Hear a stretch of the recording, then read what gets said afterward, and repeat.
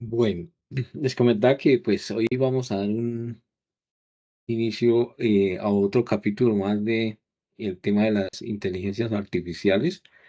Ya habíamos estado trabajando sobre una de las tantas aplicaciones que tiene este tema de la inteligencia artificial. Eh, Estamos avanzando en la escritura de textos científicos ayudados por esas herramientas.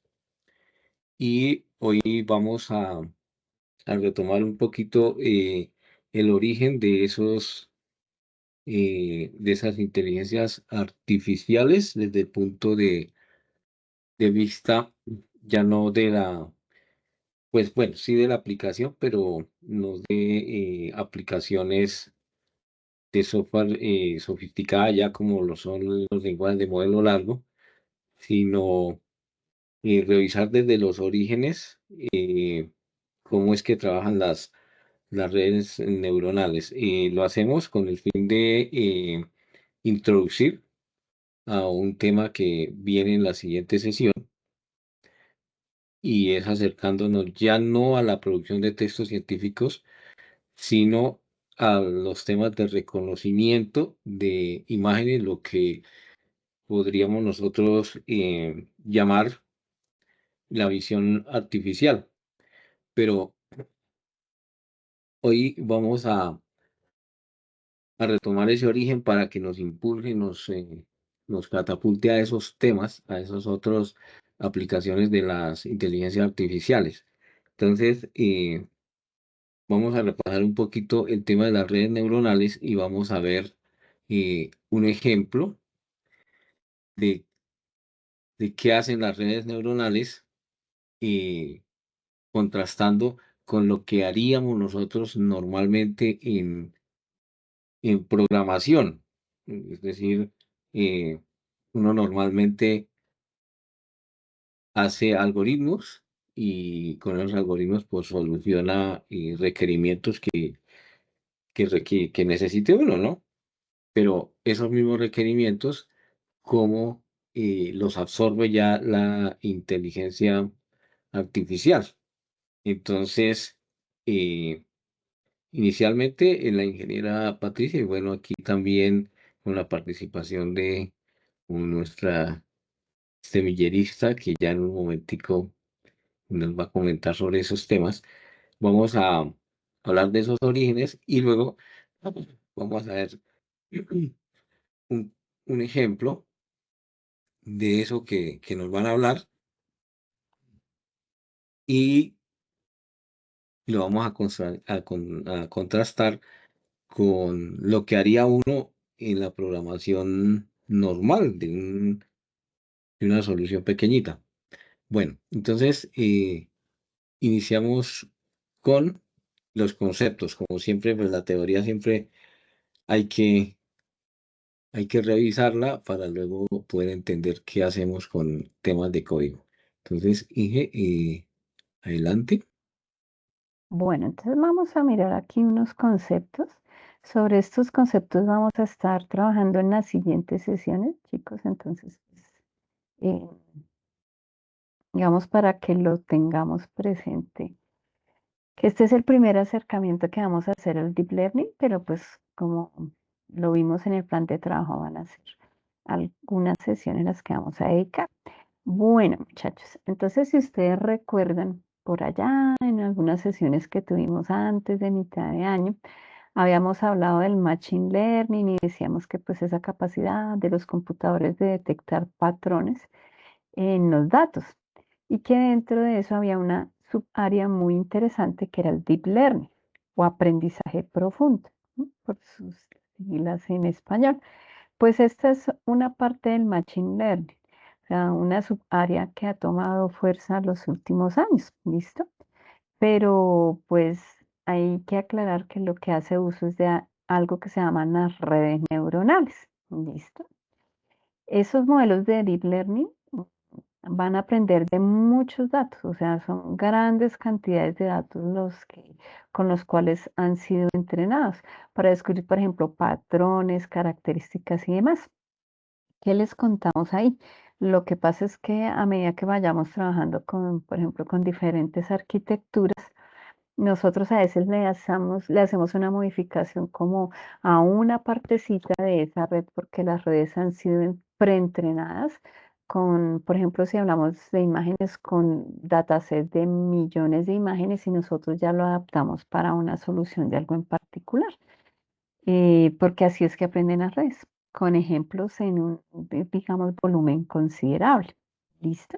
Entonces llegamos al concepto de la red neuronal, pero para llegar a este concepto de la red neuronal, primero vamos a recordar qué es una neurona y cómo funcionan las neuronas en nuestro cuerpo para poder ver esto cómo se articula desde el punto de vista del área de la inteligencia artificial.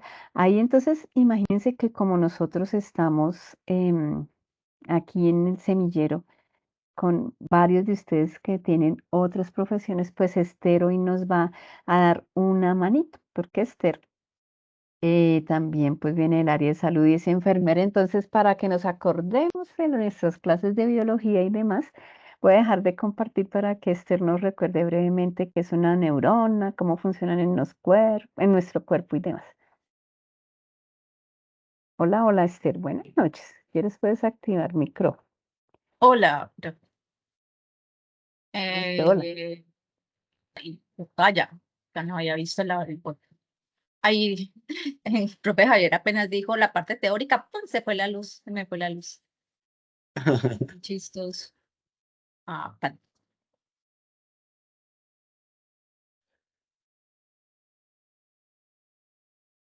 listo. Pues básicamente, ahí me escucho. Sí, sí, sí, te escuchamos. Sí, sí, te escuchamos. Pues básicamente la neurona es parte fundamental o el tema que es lo que nos mueve, lo que sentimos en temas físicos, porque está en nuestro cerebro. Entonces, básicamente la neurona es una célula nerviosa que procesa la información mediante impulsos eléctricos o químicos. Entonces, como aquí ven, la neurona, bueno, tiene más secciones, más partes, pero básicamente están las dendritas, que son estos como cabellitos, digámoslo así, está el soma, que es la parte central, y está el axón, que es el cuerpo. Entonces, si vemos acá, las dendritas reciben señales. Ejemplo, cuando tocas un objeto caliente, entonces las neuronas envían una señal eléctrica al cerebro. Entonces, me toca la mano, llega directamente al cerebro y llegan a estas dendritas. Si estas dendritas dicen, bueno, es suficiente la sensación nerviosa que yo tengo, pasa al soma, él lo revisa y si dice, no, definitivamente si eso está muy duro, entonces ya lo lleva a la acción, o sea, hace todo un camino y esta parte lo que hace es comunicarse, como aquí lo ven, con otras neuronas. Todo esto, ¿qué es lo que lleva a que cada neurona o cada cierto grupo de neuronas está conectado con una parte de nuestro cuerpo, una parte muscular, bueno, con toda la parte musculoesquelética de nosotros. Entonces, claro, al sentir un impulso, él va haciendo una cadena para que llegue finalmente a la parte donde, ese ejemplo, la mano, la quite, porque automáticamente pues me estoy protegiendo. Entonces, dice aquí, la procesa y activa neuronas motoras que ordenan retirar la mano. O sea, es una cadena. Entonces dice, ocurre en milisegundos y forma parte del aprendizaje biológico. Y esta parte de tocarse una neurona con la otra se llama sinapsis, como está aquí. Ya es un tema pues biológico y hay unas cosas ahí. Entonces, ¿qué pasa de pronto también cuando pasan muchos eventos crónicos y ya no se siente tanto? Pero básicamente la función y en relación con las redes neuronales es básicamente lo mismo. O sea, que forman como las mismas características, que básicamente tiene un cuerpo y de ese cuerpo lo lee y ahí para allá genera un resultado. Entonces, yo no sé, me encontré esta que me pareció, no sé, como buena. Decía elemento biológico y elemento del deep learning. Entonces decía que las dendritas, o sea, esos cabellitos que recogen el estímulo, son entradas o input que reciben la información y da su entrada. El soma, que es como la parte, como la parte principal, hace la función de activación, donde se procesan los datos y decide si pasa la señal. Y el axón, que es el cuerpo largo, que es donde ya me lleva el impulso, es la salida o el output, donde envía el resultado a la siguiente capa. Entonces aquí dice la sinapsis, que es una neurona con otra. Entonces, de acuerdo a algo que se llama weight o pesos, regulan la influencia entre, regulan, me imagino, la información que se envía a otra para generar como la información. No sé si necesitas más, ¿ok? Ah, no, gracias, Esther. Bueno, Perfecto. eso Muchas estuvo gracias. perfecto. Gracias. Y, y qué bueno, así como hoy nos acompañó Esther con esto, estos tips de las redes neuronales que funcionan en nuestro cerebro y cuando hayan otros temas que ustedes manejen y que vayamos necesitando, nos pueden ayudar así, porque pues la idea es que entre todos vayamos aprovechando esas capacidades que tenemos. ¿Alguien está levantando la manita por ahí, Mati? No, Jaime Andrés, que estaba como colocando una manita ahí. Bien, pero muchas gracias, qué bueno. Bueno, entonces aquí continuando, fíjense que ya Esther nos hizo un recorderis desde el punto de vista de nuestro cuerpo, de lo que eran las neuronas, ¿no? Entonces ella nos dijo, fíjense, acuérdense que la estructura es algo fundamental que tenemos que forma parte pues de nosotros. Entonces, así como tenemos las neuronas desde el punto de vista biológico, muchos se van a dar cuenta, sobre todo en cosas de inteligencia artificial, muchos de los algoritmos que tenemos son bioinspirados. Pero, uy, ¿qué es eso de bioinspirados? O sea, se inspiran en el comportamiento biológico de diferentes seres, porque pues si hay algo fascinante por aquí que también había biólogos que estaba Angie la otra vez.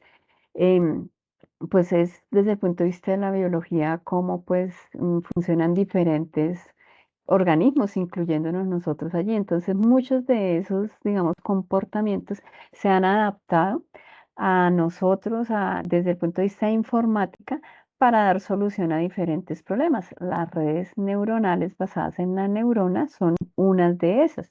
Hay otros, por ejemplo, algoritmos que sirven para optimizar cosas de las redes neuronales, entonces esos también son bioinspirados cuando uno está viendo si el modelo pues está funcionando bien y demás.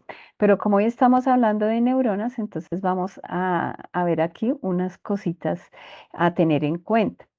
Como vimos, había una neuronita y la neuronita tiene pues todas sus dendritas y también tiene pues todo su cuerpito y también tiene su axón allá y también hace como su conexión.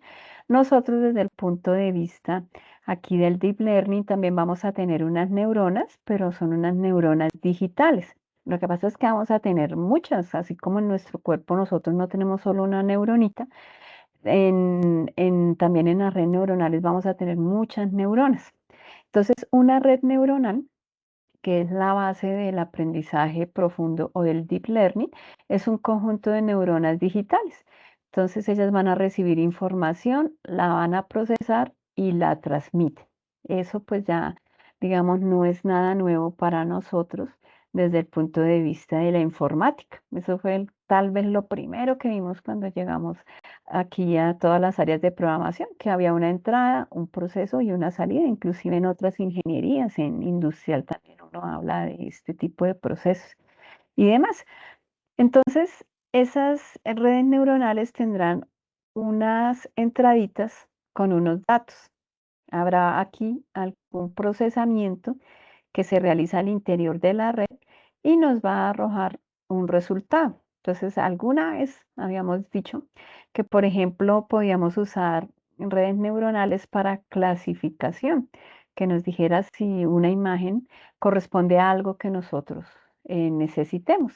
Supongamos que nuestra red neuronal la usamos para clasificar perritos y gaticos o perritos. Entonces yo le paso aquí la imagen de este perrito, esa es mi entrada.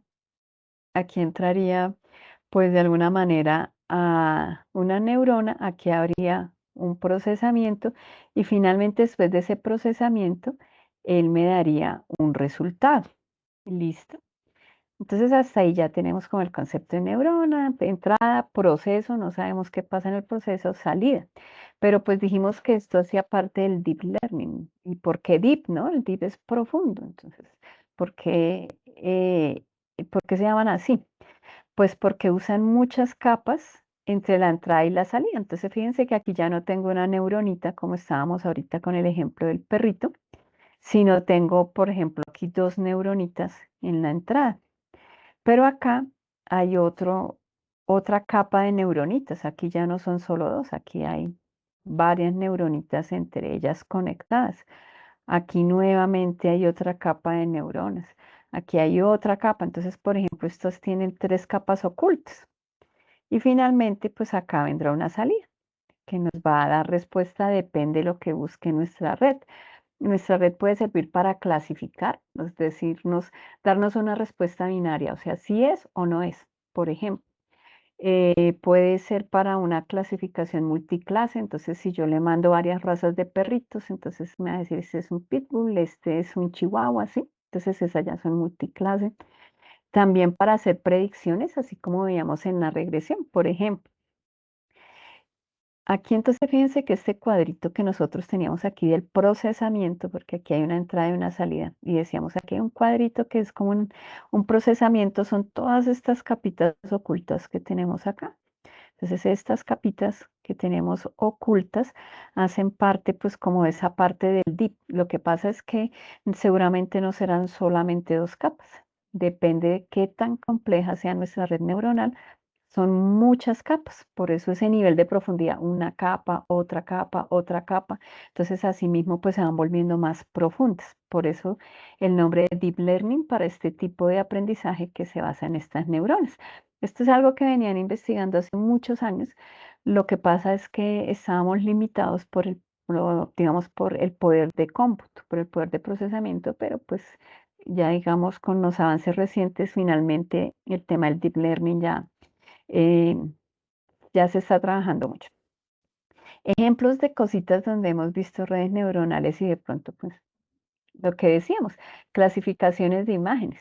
Entonces, por ejemplo, perros, gatos, inclusive desde el punto de vista médico. eh, Cosas asociadas a radiografías. Entonces, por ahí hay un ejemplo clásico que hay un dataset, por ejemplo, con imágenes de lunares, y entonces que si el lunar es maligno o no, ¿cómo lo aprende? Después de pasarle muchas imágenes de lunarcitos que ya, pues desde el punto de vista de médico, son lunares extraños. Otro tipo de radiografías, por ejemplo, tomografías y demás. También, por ejemplo, hay otras neuronas que se encargan del reconocimiento de voz y con este reconocimiento de voz para muchas cosas. Entonces, los clásicos Siri y Alexa, pero además de eso, pues como la voz también finalmente se puede representar mediante algo que son los espectrogramas, que por ahí estará el profe Fitzgerald y después nos recuerda que es un espectrograma. Entonces, esta parte de reconocimiento de voz también se puede hacer mediante redes neuronales. También cosas como nuestros traductores. Esa traducción automática finalmente lleva una estructura de redes neuronales. La detección de objetos en video, esas cámaras que vemos en carretera y que son de seguridad de la Policía Nacional y de la fotomulta y después, o ustedes habrán visto, por ejemplo, también en algunos parqueaderos que uno ingresa y entonces de una vez la camarita, ¿sí? Foto allá a la placa del vehículo, pero en realidad todo eso está trabajando con un procesamiento de imágenes para detectar todo esto. Esto también para vigilancias, por ejemplo, ¿sí? Cuando hacemos un reconocimiento facial, que entonces ponemos nuestro rostro para ingreso, por ejemplo, en alguna institución, por ejemplo, como pasa en la sede nacional. Entonces allá la autenticación es con la foto de nosotros. Todo este tipo de procesamiento con imágenes, con voz, toda la parte de texto, pues son ejemplos de donde aplicamos redes neuronales. Pues vamos a mirar entonces un poquito más al detalle la estructura de una red neuronal para ver acá cómo nosotros vemos esa similitud de ese cuadrito tan chévere que nos mostró hace un momento Esther. Esther dijo, mire, está la neuronita, entonces fíjense acá, este cuadrito, lo vamos a mirar aquí más al detalle. Nuestras neuronitas, nuestras redes neuronales tienen las neuronas acá de entrada. ¿Listo? Entonces acá hay una neurona, la vamos a simbolizar acá por estos círculos. Y aquí hay otra. ¿Ella qué va a tener en estas neuronitas? Pues vamos a tener los datos de entrada. Entonces, que podrían ser como las dendritas, decían hace un momento, ¿sí? Entonces aquí tenemos unos datos de entrada. Luego de eso, pues resulta que aquí vendrían todas las capas de las otras neuronas. Aquí, por ejemplo, en en esta imagen, entonces vemos una sola capita, que es una capa oculta. Y finalmente, entonces aquí como tenemos unos datos de entrada, esto pues viene a ser una función matemática. Además de los datos de entrada, nosotros tenemos los pesos, ¿sí? El peso, fíjense que por cada flechita en la que yo estoy tratando de conectar una neurona con otra, tengo un peso. Esto es como la sinapsis que decíamos de cuando se tocaban ahí unas neuronitas y trataban de hacer una transmisión. Acá nosotros tenemos nuestros pesos. Entonces, para cada dato de entrada, yo tengo un peso y estos valores de peso, pues van a ir aquí como resultado a otra neuronita de otra capa. Es decir, por ejemplo, esta neuronita se conecta con esta mediante, pues aquí vemos la conexión, esta flechita, y acá habrá un peso, W1. Esta neuronita también se va a conectar con esta y aquí también tenemos otro peso. Entonces aquí hay una conexión con esta y con esta. Entonces, Profe, te puedo hacer una pregunta. sí, Ahora cayendo en cuenta, tenía una duda, pero precisamente a ver si, digamos, X1 es una imagen de un perrito. sí, X2 es la imagen de, cuando yo le ingreso muchas imágenes, es algo así. O sea, digamos, X1 me identifica una cara, X2 otra, que al final, al hacer como esa sinapsis o ese cruce de informaciones, cuando comienza a unir, esto es perro, esto es gato, o sí, esta raza, otra raza. Por sí, eso hay sí. tantas redes. Por eso hay tantas capitas, porque él tiene que Ah, llegar a ok. desglosar, por ejemplo, en una imagen, lo que aquí Esther nos comenta. Entonces, por ejemplo, en una imagen, estas capitas, si estas capitas primero tienen que ver, por ejemplo, cosas de bajo nivel. Entonces va a buscar los bordes, a ver si en el borde que detecta, si el borde, pensemos en una orejita de un gato. Entonces seguramente el borde es diferente y tiene que ver qué forma va tomando. Diferente una orejita de un perro, que por ejemplo la orejita del perro puede ser que sea caída, bueno, dependiendo de la raza de perro, pero en un gatico el borde tiene una característica particular. Trata de identificar, por ejemplo, los colores para ver las texturas, a ver qué tanto trata de aprender allí.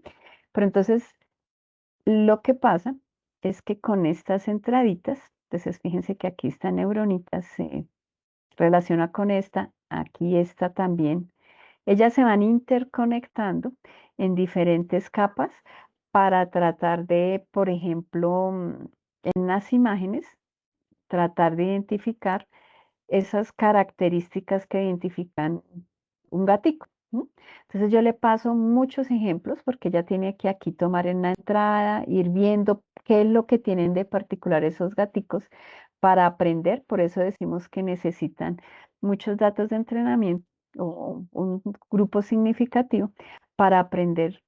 Si yo le paso, no sé, 3.000 imágenes de un gatico, de gaticos, las neuronas tienen que empezar a ver qué es lo que hay en común entre todas y esto es lo que hacen las capas ocultas. ¿Y qué lo diferencia de otro animalito? Entonces, la misma red va identificando características clave mediante las capas que están aquí ocultas. Lo que pasa es que cuando yo tengo aquí el valor de entrada y su peso, aquí en la neuronita en la que llega va haciendo como una sumatoria. Entonces, multiplica esto por esto, todo lo que le llega.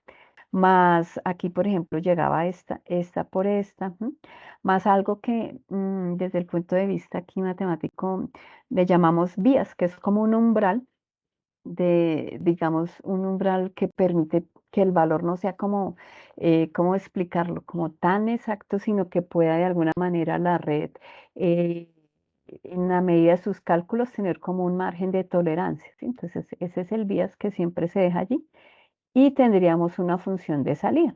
Pero antes de esa función de salida, para mostrarles aquí que este es, por ejemplo, el papá de todas las redes neuronales, que después lo veremos, que es un perceptrón. Entonces aquí tenía las entraditas, listo. Los pesos. Aquí el bias que decíamos, todo eso lo sumamos aquí. Fíjense acá como ya desde el punto de vista matemático nosotros estamos diciendo que hay una sumatoria. ¿Sí? Entonces vamos sumando esto por esto más, esto por esto más esto. El bias se coloca aquí como 1. Y después de esto, entonces le hago algo que es una función de activación, que hace un momento lo mencionaba Esther cuando dijo, hay algo parecido a algo que se llama función de activación, y entonces que es como el cuerpito del soma. Y en esa función de activación, lo que nos permite ver es que de acuerdo al resultado de esta sumatoria que tenemos acá, nosotros vemos, por ejemplo, qué tan relevante es la información que nos va a regresar de allí esta sumatoria de la neuronita. Solo estamos pensando en una, volveremos luego a estos temas. Entonces, no se preocupen si esta primera vez puede ser como, uy, pero entonces es para tener esa idea que cuando nosotros tenemos aquí una función antes de dar el resultado, esto nos va a mirar, por ejemplo, qué tan relevante es la información. Por ejemplo, hay funciones donde si esta sumatoria es negativo o es menor que cero, pues esta es información que uno ya va descartando. Entonces, supongamos allá en el cálculo del gatico, que si me llega un pico, pues ¿para qué sigo procesando la imagen? Si los gatos no tienen picos, ¿cierto? O si identifica que hay plumas, pues entonces esa información no es relevante, entonces pues como es negativo o cero de acuerdo a sus cálculos, pues eso se va, digamos, de alguna manera ignorando. Sin embargo, ya en las funciones finales, porque por acá, dependiendo de cada capita, vamos mirando como esas funciones de activación, en la función final también nos permite ver la probabilidad. Entonces nos dice, recuerden que alguna vez hablamos que aquí, desde el punto de vista del aprendizaje de máquina y del aprendizaje profundo, nosotros decíamos, hay una probabilidad del tanto por ciento que sea un gatico o que sea un perrito. Entonces todo eso lo trabajamos con esas funciones que se llaman activación y finalmente vendría la respuesta. Esto como para tener una idea de cómo funcionan las redes neuronales. ¿Listo? Entonces nos vamos a quedar con esta imagen por ahora, donde yo tengo una entrada, fíjense que aquí ella se relaciona con todas las neuronitas de aquí y que estas capas ocultas van haciendo como ese cálculo de pesos y de valores. Entonces van creando las funciones, van haciendo aquí toda su sumatoria, se va mirando con las funciones de activación la información que se va entregando para llegar aquí a darnos una respuesta en la salida. Si por ejemplo es una clasificación de perritos y gaticos y si la red está enfocada a clasificar, nos va a decir si es un gato o no es un gato. Entonces nos da una respuesta binaria. Si era multiclase, como les decía hace un momento, entonces nos va a decir la probabilidad, ¿no? La probabilidad de que este perro sea un pitbull es, no sé, el 30%, según lo que dice en la imagen, pero que sea un chihuahua, no, un 15% y así. Entonces, dependiendo del resultado de la red, él nos va mostrando acá. Pero bueno, la gracia de todo este ejemplo, así como esta contextualización, es verlo ya funcionando en el código, que es lo que a nosotros nos gusta. Entonces, para eso vamos a ver un ejemplito que nos tiene por aquí el ingeniero Javier. Entonces, Inge, cuéntenos en qué consiste el ejemplito. Yo por aquí de compartir. Ah, listo.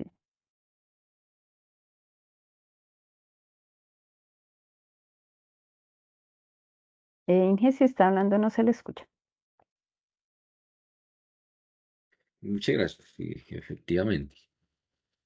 Bueno, aquí la idea es que vamos a reunir esos conceptos que estaban hablando tanto el Ángel Patricia como Esther, que se reúnen ya en una red neuronal artificial. Por eso, cuando, digamos, nosotros hacemos esas consultas en las inteligencias y dice pensando, yo digo, ¿pensando? No creo.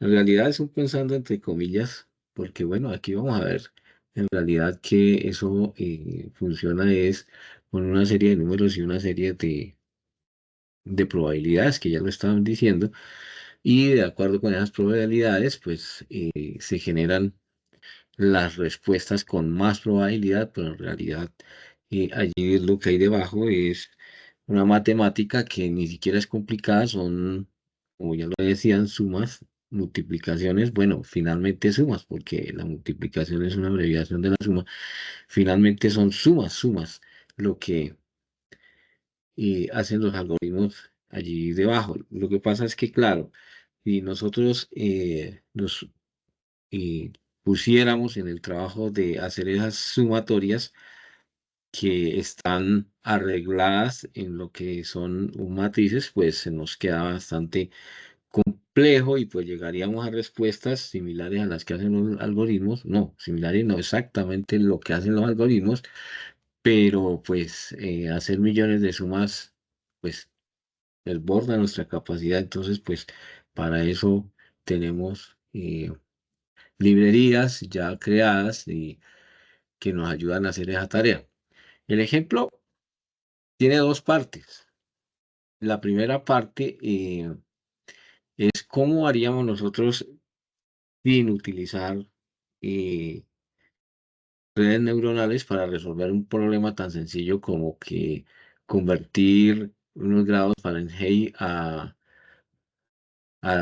grados Celsius, o sea, hacer como el traspaso de esos grados de una escala a la otra. En esta primera celda que tengo acá, pues sencillamente lo que hace es una conversión. eh, lo que hace es que el número que yo le paso, que supuestamente, bueno, que son los grados Fahrenheit, le resto 32 y lo multiplico por 5 novenos y ya está la respuesta. ¿Sí? Muy, muy sencillo, ¿no? Y eso es todo el algoritmo. Aquí está el algoritmo. ¿Por qué? Pues porque nosotros eh, ya tenemos la ecuación que nos hace esa conversión. Y ahí no hay inteligencia artificial por ningún lado, simplemente una resta y una multiplicación y ya está. Si nosotros ejecutamos, bueno, si le decimos que convierta 212 grados Fahrenheit a grados centígrados, pues bueno, ahí nos dará alguna respuesta. Entonces, 200 grados Fahrenheit es igual a 100 grados centígrados. Y así podemos nosotros hacer eh, diferentes cálculos para poder sacar cuántos grados Fahrenheit, centígrados equivalen a los grados Fahrenheit que estamos enviando. O sea, hasta ahí, nada de redes neuronales, simplemente una multiplicación y ya está. Pero, y vienen los peros. ¿Qué sucede, por ejemplo, si nosotros lo que tenemos son los datos, ¿sí? Los datos de conversión? Es decir, ¿qué sucede si yo lo que tengo es que menos 10 grados Fahrenheit equivalen a menos 23,3 grados Celsius? Y yo no conozco esta fórmula, sino que yo conozco los resultados de, de una experiencia, de unas lecturas. ¿Sí? Supongamos que tenemos los dos termómetros y cuando en grados Fahrenheit, me marca menos 10 grados, en Celsius me marca menos 23 y tomo esa lectura. Y cuando en Fahrenheit me muestra que son 0 grados, en Celsius me está mostrando que son menos 17,78 grados. Y sigo tomando esas lecturas, ¿sí? Y así sucesivamente tengo varias lecturas de los dos termómetros y me dicen, busquen cuál es la relación que hay ahí. O sea, coja esos dos listas que tiene en ambas lecturas y dedúzcame cuáles son esas, o sea, llegue a esta fórmula. O sea, ¿m? Entonces, ahí es donde ya, pues, se nos pone un poco complicado porque necesitamos coger esos dos valores, correlacionarlos y generar de eso un modelo. Eh, Hace un tiempito por aquí en los encuentros que teníamos, vimos un modelo lineal y pues como son directamente proporcionales, es de ahí una proporcionalidad entre uno y otro, pues podríamos hacerlo por ahí, pero necesitamos algo más general, ¿sí? Entonces es ahí donde vienen las redes neuronales a ayudarnos y a generalizar que esos aprendizajes, porque cuando nosotros estamos haciendo esas experiencias, pues realmente nosotros ya tenemos ahí un cierto aprendizaje y lo vamos colocando en unas equivalencias, ¿no? Sin saber qué es lo que pasa allí o cuál es esa ecuación que resuelve la conversión. Entonces, ahí es cuando dicen la inteligencia artificial, es decir, las redes neuronales nos pueden ayudar con eso. Bueno, entonces ahí es donde entramos nosotros a esta partecita del código que están observando. Y lo primero que vamos a hacer es utilizar el TensorFlow. Bueno, antes que le demos a ejecutar a esto, pues revisar qué es eso de TensorFlow, qué significa eso. Bueno, esa es una biblioteca, es de código abierto. TensorFlow fue desarrollado por Google y ya lleva tiempo, eso está desde el 2015 y ya estamos en 2025, es decir, que eso lleva 10 años.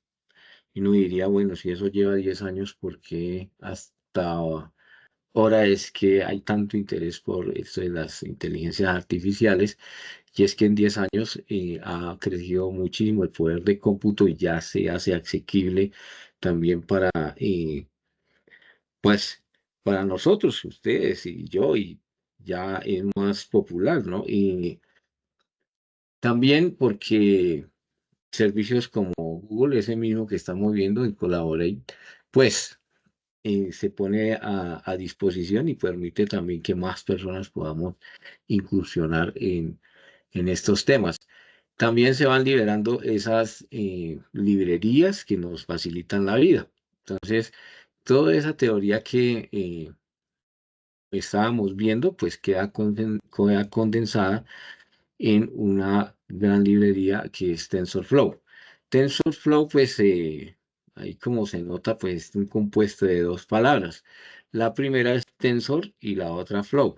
Eh, Tensor es porque esta librería representa y pues también procesa los datos a partir de arreglos. Entonces, mm, ahí nos toca recordar un poquito qué es ese tema de los arreglos de números, que pues si ya vimos por ahí el álgebra lineal, eh, pues esos arreglos de números vienen a ser los equivalentes a las matrices que teníamos por allá, ¿no? Que eh, 10 columnas por 3 filas, que solamente una fila por muchas columnas, así sucesivamente. Esos son, digamos, los arreglos y TensorFlow. El tensor hace referencia precisamente a esos arreglos de números. Y flow es para indicar que hay un flujo de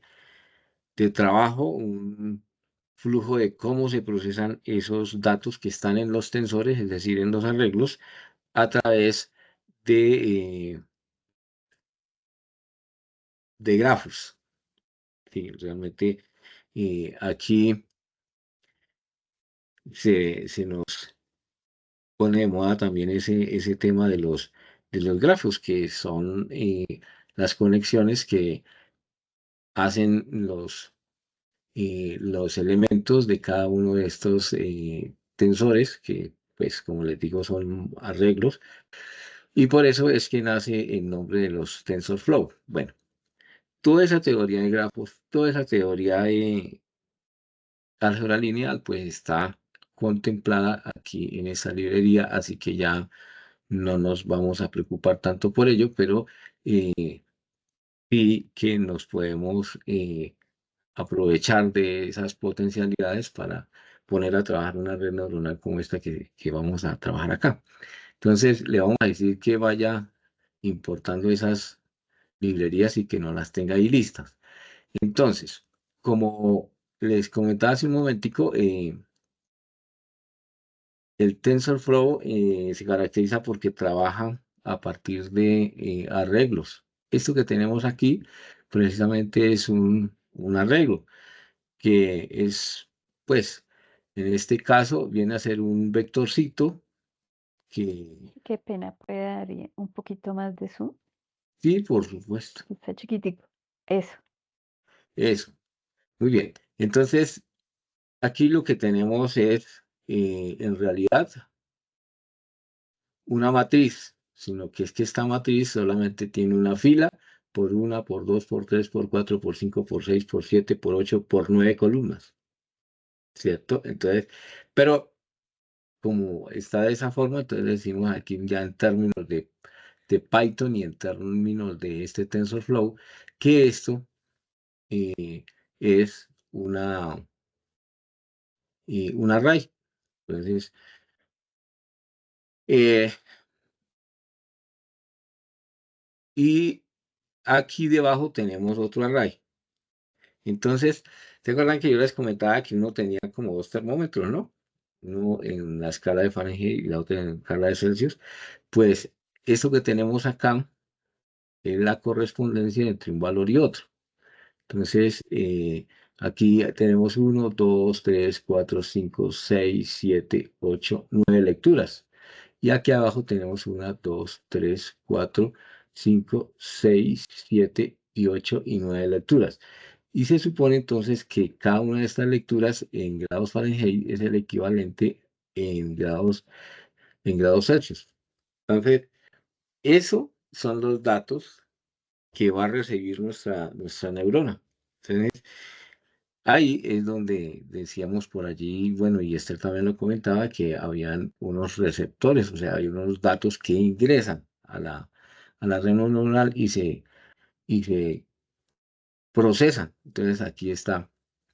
Esos datos son los que llamamos en redes neuronales los de entrenamiento. Por aquí hay un comentario de eso, porque es con lo que la red, entre comillas, aprende, o sea, se entrena. Y a partir de ese entrenamiento puede sacar otras predicciones. Pero miren las dos políticas tan diferentes que hay. Aquí aplicamos una fórmula que ya está declarada, deducida, alguien la dedujo que era así y bueno, ya está. Aquí él no conoce la fórmula, pero sí conoce los resultados. Entonces, a partir de eso es que vamos a operar para que esa red neuronal aprenda y nos dé resultados, que aquí en redes neuronales se llaman predicciones. Bueno, listo, entonces ya tenemos los datos. Luego, ahora sí viene la definición del modelo. Entonces, el modelo, bueno, este es una L y una O, y para decir que es una sola capa. En el dibujito que estábamos viendo, habían varias columnas, varios dibujitos de capa. En esta vamos a utilizar una sola capa, o sea que va a ser una red neuronal, no se necesita más, pero es una red neuronal muy sencillita. Y le decimos que es una capa densa porque, pues como no hay sino una sola neurona y esa capa tiene que estar conectada entre sí, pero si tuviéramos más redes neuronales, más de una, si se requiriera, entonces diríamos que tenemos una red neuronal de capa densa que corresponde al dibujito que están mostrando las compañeras. Por aquí está, vamos a ver esta. Esta es densa porque si ustedes se fijan, esta red, esta neurona está conectada con todas las demás. Esta también se conecta con todas las demás y esta también se conecta con todas las demás. Y bueno, aquí ya en la siguiente capa, o sea, esta es una capa y esta es la otra capa, esta capa se conecta con todas las demás y así sucesivamente. Entonces, por eso es que le dicen que es una capa densa. En nuestro caso, va a ser densa también, pero no tenemos sino una sola neurona, porque para desarrollar ese ejercicio con una basta. Ya ahora, un momento donde iniciemos, hagamos una segunda, avancemos un poquito más y pues utilicemos redes neuronales con más capas, pero en esta solamente vamos a tener una. Plenamente lo que le estamos diciendo acá, o la unidad de capas neuronales es una. Y aquí lo que le estamos diciendo es que nos acepte una entrada expresada en arrays. Estamos solamente preparando nuestra red neuronal. Bueno, aquí ya pues entonces realmente lo que estamos haciendo es llamando y preparando esa neurona. Pero todavía no le hemos pasado datos. Entonces, aquí pues tenemos una variable que se va a llamar modelo y le pasamos la caracterización de esa red, de esa neurona que estamos preparando acá. Esta variable que tenemos acá pues es esta misma y se la vamos a enviar a nuestro modelo de TensorFlow. Es de TensorFlow porque bueno, aquí está FT declarado y aquí lo volvemos a invocar. O sea, secuencial es un método de este TensorFlow. Y ya queda el modelo listo. Entonces, ya después de que, bueno, vamos a ir cargando estos datos, aquí cargaría entonces estos par de datos de entrenamiento. Aquí entonces ya definimos el modelo, ya está definido el modelo, está en esta variable. Entonces ahora nos toca decirle que lo compile. Estos son puras definiciones, como decirle, mire, yo voy a hacer un modelo que va a tener estas variables, pero aún no lo he compilado. Aquí sí toca compilarlo. Y aquí es donde viene la parte interesante. Hasta aquí, pues uno alista el modelo y ya no tiene más. Aquí es lo interesante porque comienza el entrenamiento. Entonces, el entrenamiento lo que hace es coger, en este caso, ese par de variables que tenemos allá, que son dos listas de, de números que se corresponden unos con otros, porque uno es la escala en Fahrenheit y el otro es la escala en Celsius, pero se corresponden unos con otros. Y le vamos a decir que itere 500 veces. Entonces, él, ¿qué va a hacer? Coge unos con otros y va a tratar de entrenarse de manera que una vez él tome un valor de estos, sea capaz de adivinar el que está acá.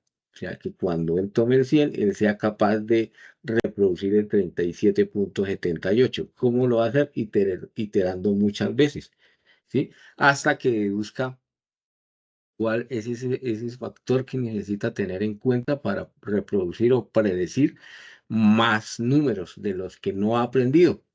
Es decir, en estos términos de la red neuronal, ellos se está aprendiendo estos datos y se va entrenando. O sea, él va a tomar, por ejemplo, bueno, este que está aquí, el 100, y va a hacer en esas iteraciones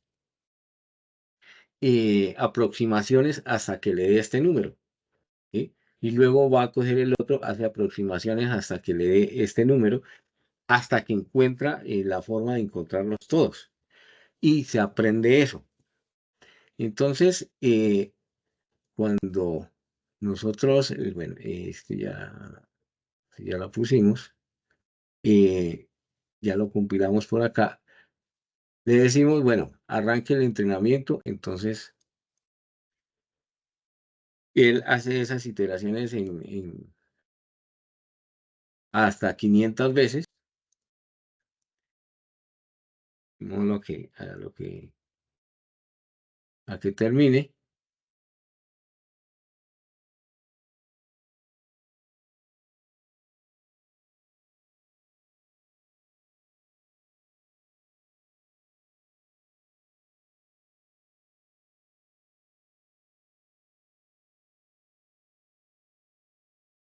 y ya llegó a 500.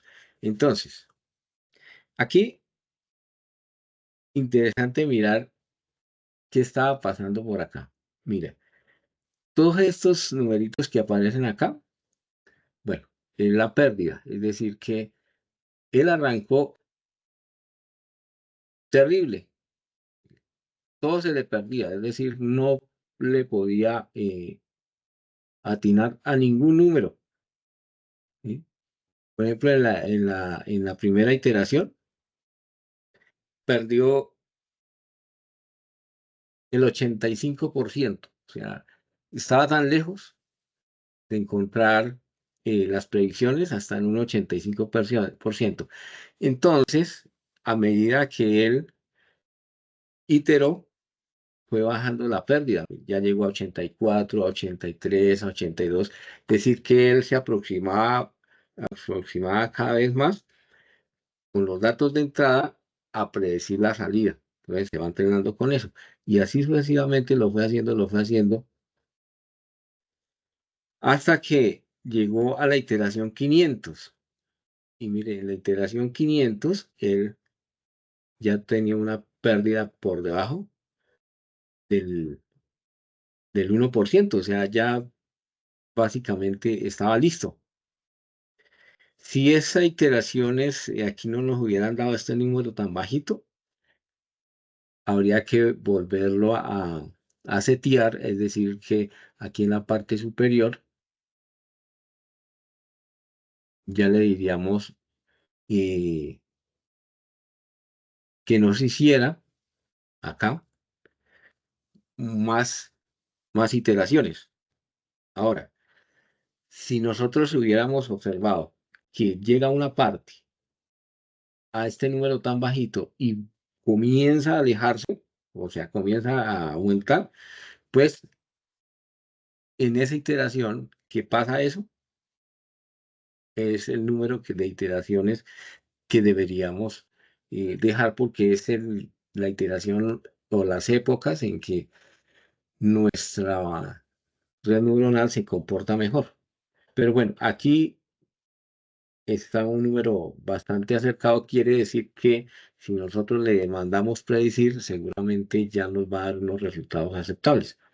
De hecho, es lo que queremos hacer aquí en este paso 5. Le vamos a decir que prediga a cuántos grados centígrados corresponden 212 en Fahrenheit. Entonces lo vamos a ver por acá. Él ya tiene el resultado, pero se lo vamos a mandar a imprimir por aquí en esta. Entonces, dice que para la predicción de 212 grados en Fahrenheit, que es lo que estamos enviando aquí, la red neuronal predice 99.58 grados centígrados. Se supondría que este valor tiene que estar muy cerquita a lo que hacemos nosotros sin usar redes neuronales, 212. Entonces vamos a ver si eso sí es verdad. Mire, aquí tenemos 212, vamos a pasarle 212 y con 212 nos dan 100 grados centígrados. Y la red neuronal nos está prediciendo no es 99.580, que pues aproximado también serían los 100 grados centígrados.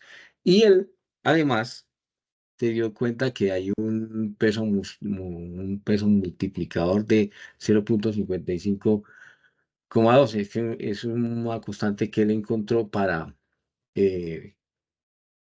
después de su entrenamiento, poder deducir los valores. Y este es el valor de el bias que nos comentaba ahora la ingeniera, es de -17, es decir, que él comenzó a sumarle 17, quitarle 17, sumarle 17, quitarle 17, hasta que encontró los valores que requería para que la red neuronal funcionara y diera los valores que esperamos. Entonces, ahí tenemos las dos. Otro mensaje que quiero que quede acá es este precisamente. No siempre uno opta por utilizar redes neuronales. Este ejemplo lo traíamos precisamente porque uno, después de conocer las redes neuronales, entonces dice, no, pues entonces todo se resuelve por acá. Y pues la verdad es que no. Este caso, por ejemplo, hay un tema de eficiencia de los algoritmos. Y es, en este caso, nosotros hicimos este cálculo en 0 segundos. Y este otro cálculo que nosotros tenemos aquí para hacer lo mismo tiene 4 segundos acá, 33 segundos acá, que es lo que más demora. O sea que tenemos una, una eficiencia del algoritmo bastante pésima porque por este lado nosotros estamos encontrando respuestas más rápido que utilizando la red neuronal. Entonces, hay un tema de revisar las eficiencias de los algoritmos y pues obviamente uno elegirá el que más eficiente es. Pero habrá otros casos que definitivamente uno necesita encontrar la correlación y si no tiene, digamos, el procedimiento matemático para llegar a estas funciones, pues una red neuronal pues obviamente le va a ser de mucha ayuda porque él se encarga de todo eso. Entonces, hay que dar el ejemplo de, de esta comparación entre la forma como nosotros lo hacemos tradicional y la forma como lo podemos hacer también utilizando las redes neuronales. Olmes, no se tiene la manita levantada hace ratico. Ahí me escucha, ingeniero. Sí, Tenía una inquietud. Cuando al comienzo del ejercicio se estaba hablando de las neuronas y planteó el ejercicio de la lectura de temperatura, me imaginé que se iba a trabajar con dos neuronas, pensando como en las entradas, que una tomara la temperatura en Fahrenheit y la otra en centígrados. ¿Bajo qué criterios se establece cuántas neuronas se van a utilizar? sí, bueno, no, digamos que la cantidad de datos, digamos, no define la cantidad de neuronas a utilizar, sino es más bien la precisión de las pérdidas. ¿M? Por ejemplo, si usted comienza a notar acá que a medida que pasan las épocas o las iteraciones, se disparan las pérdidas, entonces usted comienza a afinar su modelo, que es lo que se llama el tuning. Aquí en esto de redes neuronales y es cambiar esos valores. Hay un tema de ensayo y error, y para eso uno comienza con épocas, eh, con pocas épocas. Por ejemplo, yo acá en inicié con 10, y cuando inicié con 10, él me comenzó a mostrar que las pérdidas desde el principio ya básicamente estaba. Y eso no, es decir, cuando usted comienza a hacer el tuning de esto, por ejemplo, coloquemos una sola época. En una sola época, ya mire, la pérdida está por debajo de 1. Entonces usted dice, "Mm, eso en una sola iteración no es posible que pase". Es más, si seguimos por acá,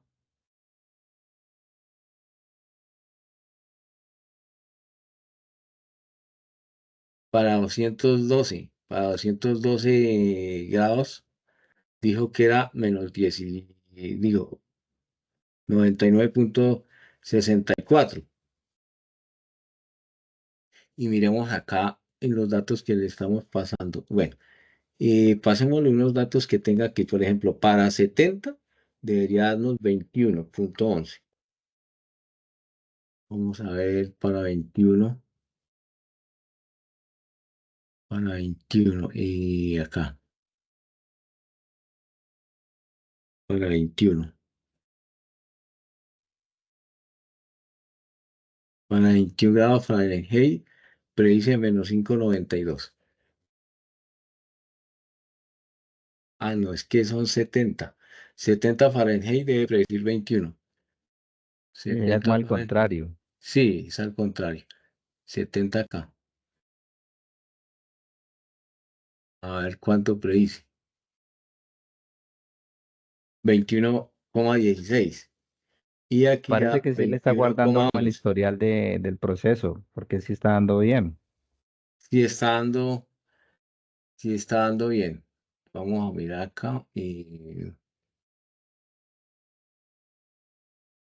ni de pronto se aprendió los datos. Sí, Me rito. sí puede que sea. Que no Pues se haya aprendido los datos. mientras van reiniciando la sesión, yo les cuento tres cosas. Uno, que cuántas neuronitas se colocan al principio, si esa era la pregunta, depende de las características que queremos evaluar. Por ejemplo, acá solo necesitábamos saber una temperatura, entonces una neuronita, donde vamos a recibir la temperatura. Supongamos una red que va a predecir el salario de un empleado de acuerdo, por ejemplo, no, el salario no, digamos bueno, sí, el salario de un empleado, por ejemplo, de acuerdo a la edad y los años de antigüedad en la empresa, entonces son dos características, dos neuronitas y así. Sí, sí se Pero van a si la aprender los datos. pregunta, sí, pero si la pregunta era, por ejemplo, ¿cuántas capas debo colocar? Si una capa, si dos capas, entonces ahí era lo que nos estaba comentando el ingeniero. Toca ir ajustando como esos datos y pues eso hace parte de algo que son los hiperparámetros, ¿no? Saber cuántas capas ocultas le vamos a poner a la red, cuántas épocas o iteraciones le vamos a poner. Entonces, eso sí es algo más, un poco de ensayo y error para ver cuál es lo más óptimo. Sí, en realidad pues no existe, eh, digamos, unas reglas generales, sino más bien es como la experimentación. Por ejemplo, aquí ya lo que dijo Alan, se nos había aprendido los datos, ¿no? Y ahora que reiniciamos la sesión, mire lo que está pasando, que para una predicción de 70, él está diciendo que es menos 65,79%. Pero es que mire la pérdida está monstruosa, tan lejísimos, o sea, el mismo haciendo los cálculos está ni siquiera por encima ni siquiera por encima de 100, ¿no? Estaba encima de 4000, o sea, perdió todo. Entonces, no, definitivamente, entonces acá hay que ir ajustando. Entonces, lo que uno ajusta son las iteraciones para que se vaya acercando y lo que uno esperaría es que las pérdidas vayan bajando. Eh,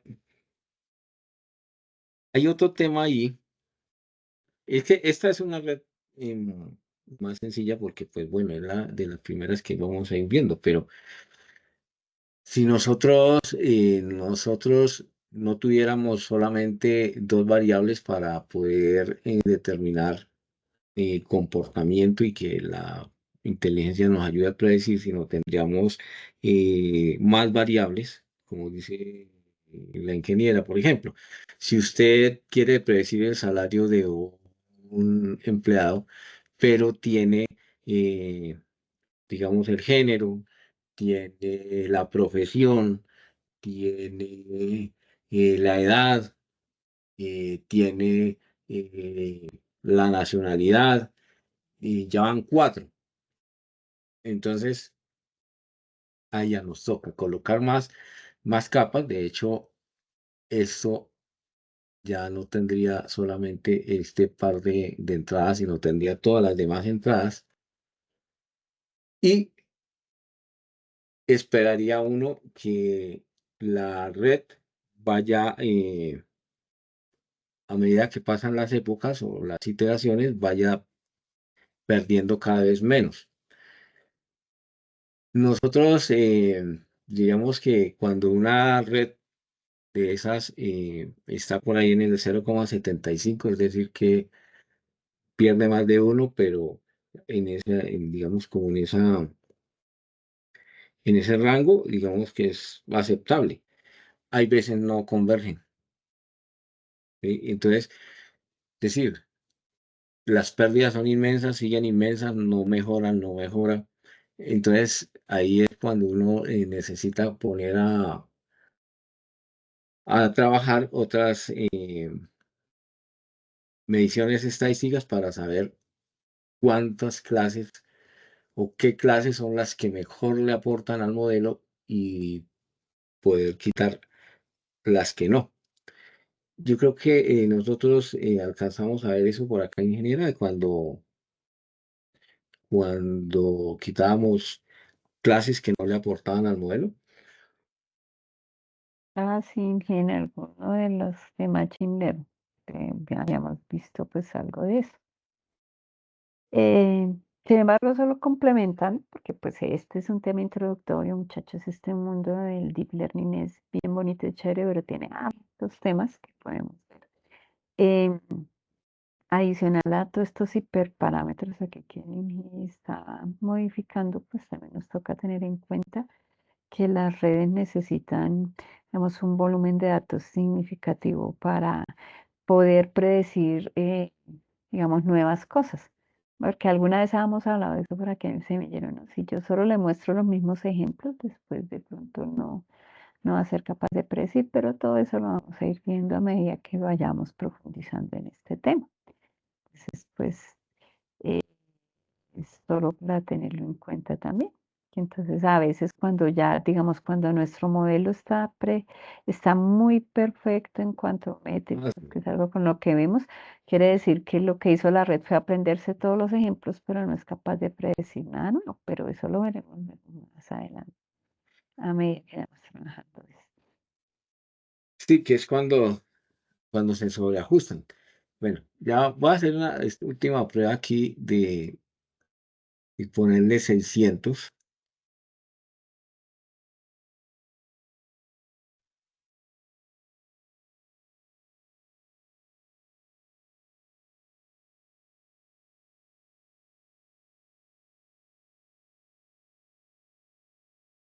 Y ya, aquí ya me da sustico, es que se está volviendo muy perfecto, pero hay todavía un 26, 0,26. Porque si aquí la pérdida es 0,000, hay que probar el modelo porque seguramente, pues como le puse 600 épocas, o sea, 600 interacciones, ya se me está sobreajustando, pero miremos a ver. Aquí dice que con 70, a ver, con 70 le da 21,12. La prueba es aquí arriba, con 70, mire, se acercó inclusive más que antes, o sea que sí, las otras en épocas que pusimos le cayeron bien, es decir, que no se nos sobreajustó. Pero bueno, son dos formas de hacer la misma cosa. Eh, quienes trabajan el tema de la eficiencia de los algoritmos, pues nos estarían criticando fuertemente, pero pues será un ejemplo como para mirar que es uno, lo que hace uno en su cotidianidad en la programación, pues también tiene otra forma, otra solución que es a través de estos modelos, pero pues hay otras cosas que deben tener en cuenta y entre eso son las eficiencias de los algoritmos. Bueno, pues eso era lo que les queríamos mostrar el día de hoy. Ingeniero, si usted nos puede decir cuál es el otro tema que tenemos ya para la siguiente. Bueno, pues la idea es que ustedes en estos 15 días puedan descargar este cuaderno de Google Colab, correrlo ya en la nube y puedan ver cómo funciona esta red neuronal. Y ya lo siguiente sería, pues, empezar a ver.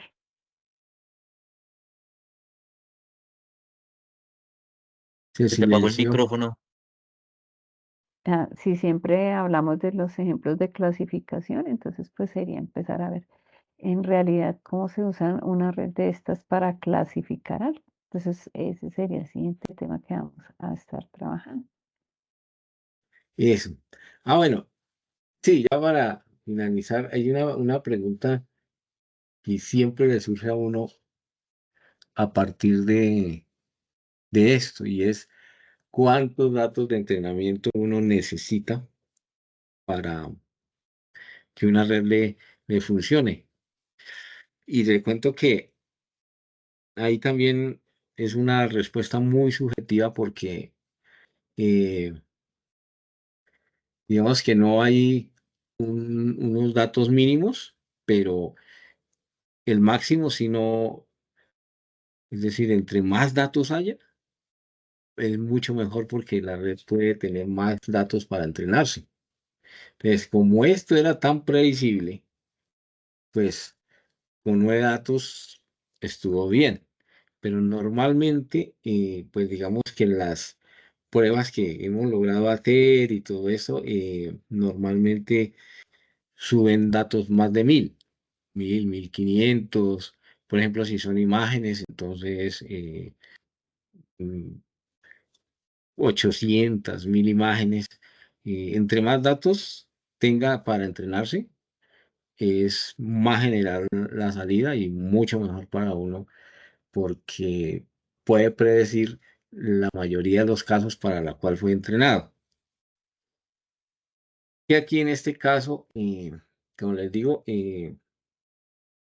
pues es más que todo para comprender, pero 9 datos sirvieron, pero es simplemente porque son muy predecibles. Si estos datos no fueran tan predecibles, es decir, que no se encontrara rápidamente un factor o sea, no se encontraba rápidamente esto, pues serían muy poquitos en realidad. Bueno, eso es. Pues, mirando como los valores de la temperatura, Mm, Fahrenheit creo que es hasta 240. ¿Cuánto es lo máximo en grados Fahrenheit que hay? La temperatura máxima. Ya lo buscamos porque Porque mirando el rango, como son números enteros de la muestra, 9 viene siendo como un porcentaje grande de todo como el contexto de Fahrenheit, ¿no? Sería como poco eficiente la neuronita. Sería sí, interesante poder pensar cómo rediseñar la neurona. Sí, lo que pasa es que, eh,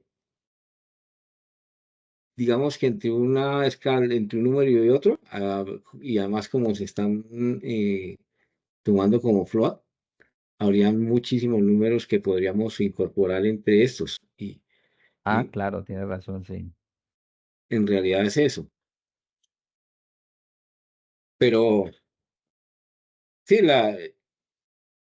es que aquí, aquí volvemos a este tema y es que, claro, nosotros si lo hacemos por este lado, inclusive es más exacto que lo que puede hacer la red neuronal, porque como de todas maneras, él tiene este valorcito que tiene por aquí el bias, que es ese número de imprecisión que uno va colando, porque como él va sumando y va ajustando los pesos, en este caso con ese valor, entonces no nos va a dar exacto, exacto. En realidad, lo que sucede aquí es que es más eficiente esta forma de hacerlo que con la red. Digamos que como ejercicio académico está perfecto porque pues nos da a entender que pues no siempre las redes neuronales solucionan o dan la solución exacta, pero que se puede hacer. Claro, ya cuando nosotros tenemos más variables aquí, claro, o sea, cómo uno ajusta eso para que le dé un modelo más preciso, no, ahí sí toca con una red neuronal. Pero es eso lo que pasa, que en realidad nosotros aquí tenemos poquitos datos. Tal vez si tuviéramos más, pues se acerca más a esto, porque digamos que la precisión 100% de esto sería que yo le ponga este 70.0 y me predizca el 21.11 exacto. No lo ha alcanzado, pero pues se acercó al valor. Bueno, pero bueno, que esos son temas chéveres que va uno encontrando por ahí. Y qué bueno que ojalá pues a partir de la inquietud uno comienza a decir, bueno, ¿cómo podemos mejorar esto? ¿Qué pasa si nosotros aquí ya no le decimos que es una, sino dos neuronas?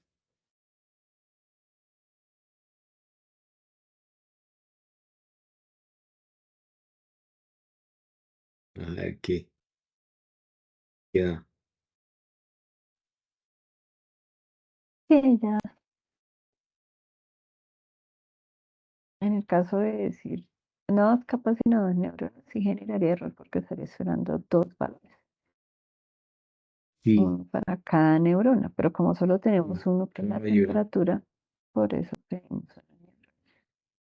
Sí, no necesita sino una. Mm,